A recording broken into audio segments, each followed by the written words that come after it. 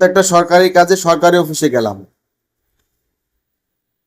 তো ভাবলাম আমাদের অনেক কিছু পরিবর্তন হয়েছে। আগের মতো আর ঘুষ টুস কেউ চাবে না। যাক, কাজ সম্পূর্ণ করে শেষ ফিনিশিং এ মায়ের বয়সী এক মহিলার কাছে গিয়ে আমার সিগনেচার করে এক্সিট নিতে হবে। সিগনেচার করতে গেলাম, হিজাব টিজাব পরা একদম মোটামুটি শেষ বয়সের দিকে এক মহিলা আমাকে বলল কিছু তো দিতে হয়। তো বললাম কিছু দেওয়ার অভ্যাসটা পরিবর্তন করলেন না, সবাই তো পরিবর্তন করছে, এটার কি ফরজ বানাই ফেললেন?